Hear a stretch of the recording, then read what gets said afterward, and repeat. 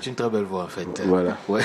Mais vivant que je retrouve la pleine forme. Alors Francis, on parle beaucoup de vaccins anti-Covid et le vaccin de Pfizer, ça jase déjà. Le vaccin est à peine sorti que les spécialistes, les scientifiques du monde les plus sérieux dénoncent. Oui.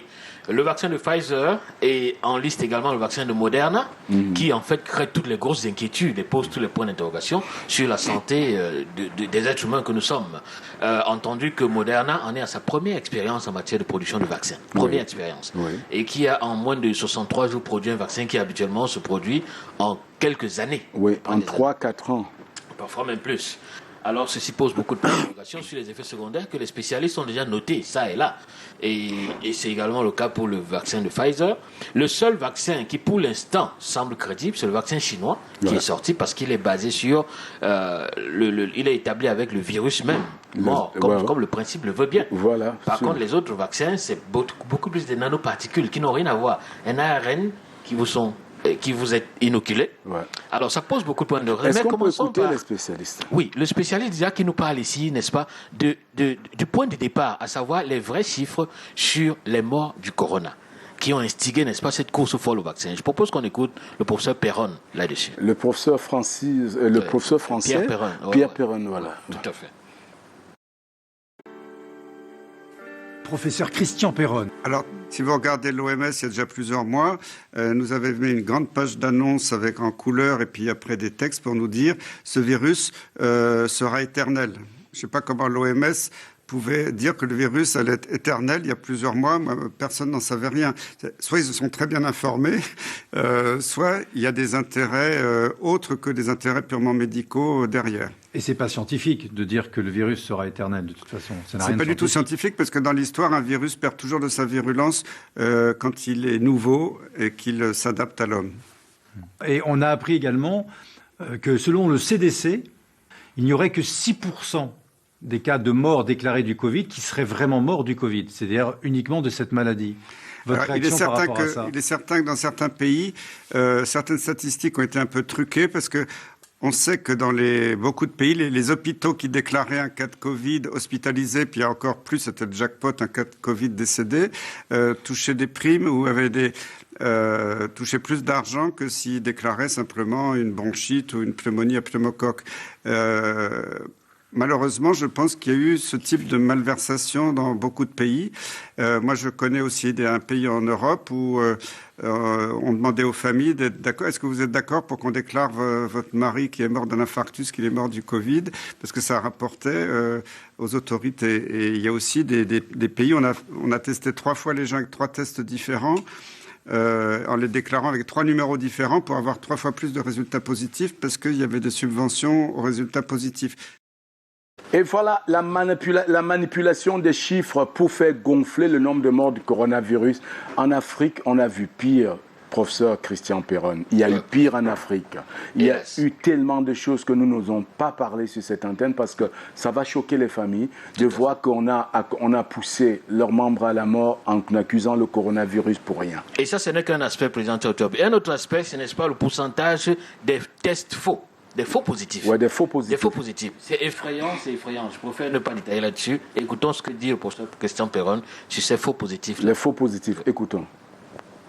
Quand je suis venu dans ce studio pour ce tournage, dans la rue, à côté, j'ai vu une queue monstrueuse devant un laboratoire d'analyse médicale de gens qui attendent avec impatience de savoir s'ils sont malades alors qu'ils sont en pleine forme. Et on sait que les tests PCR, c'est le fameux test qui détecte le virus dans le nez. C'est pas la faute du test. Tous les tests médicaux sont comme ça. Il y a à peu près 3% de cas où ils donnent ce qu'on appelle des faux positifs. C'est-à-dire que le test dit détecter le virus alors qu'il n'y en a pas. C'est-à-dire que 3% des gens détectés vont être déclarés malades alors qu'ils sont en pleine forme.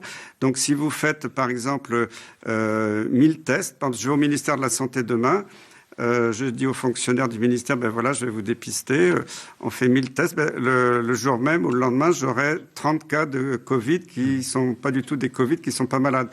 Quand Olivier Véran dit maintenant on va monter en capacité pour faire 1 million de tests par semaine, là c'est du grand délire parce qu'ils auront, du fait des faux positifs, minimum 30 000 nouveaux cas chaque semaine. Plus les quelques cas vrais qui sont dépistés chez des gens jeunes qui ont des maladies très bénignes. Et comme ça, le ministère pourra dire, vous voyez, on vous l'avait bien dit, l'épidémie continue, il y a des malades partout, et on pourra continuer à confiner Marseille, Paris, les grandes villes, et faire vivre les gens dans la terreur. Mais Olivier Véran sait qu'ils ne sont pas malades. Olivier Véran le sait, mais moi je ne suis pas à sa place pour dire pourquoi il dit des choses qui ne sont pas basées sur des données scientifiques. Vous savez, si on s'amusait chaque été à faire des PCR pour tous les virus respiratoires qui traînent... Et voilà, vous avez compris, beaucoup de faux positifs. Et ce qui est bizarre, quand j'allais au Burkina Faso, j'ai voyagé avec un ami. On l'a testé au Cameroun ensemble. On a fait le même test. Il était négatif. Arrivé au Burkina, on devait rentrer. On s'est rendu compte que l'opérateur s'est trompé de la date des tests. Il nous a donné, nos tests n'avaient plus que 24 heures au lieu de 72 heures. De validité. On a décidé d'aller refaire des tests au Burkina. On l'a déclaré positif. Oh là là. Alors, il a changé de laboratoire, allé dans un autre, il a été négatif. Ben, voyez. Voilà comment ça se passait comme ça.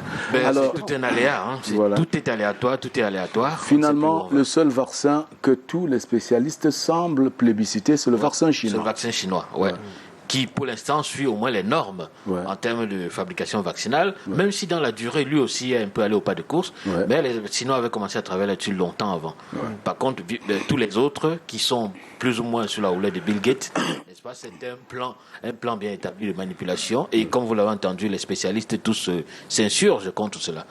Donc c'est dommage, mais je veux dire, protégez-vous. Et tout ce que je peux dire ici pour sortir, c'est bonne chance. Bonne chance, malheureusement. Merci Francis d'être venu pour éclairer la lanterne. Dimanche prochain, on évoquera effectivement, on mettra les éléments de ces spécialistes qui déclarent. Le maire de Londres est allé se faire vacciner pour inviter les populations à le suivre. Curieusement, et comme les gens sont malins, ils ont zoomé sur la seringue. La seringue avait encore son bouchon. Pourtant, on était en train. C'était une vraie mise en scène. Donc, le maire de Londres ne s'est pas fait vacciner, mais pour tromper la population, on a approché et les gens, comme ils sont malins, ils ont zoomé sur la seringue. Elle était bouchée. Il a fait sa mise en scène comme s'il prenait le vaccin. Ce qui a créé un scandale sur la toile. C'est pas un fait que nous avons d'ailleurs la vidéo et la photo qu'on pourra diffuser dimanche prochain.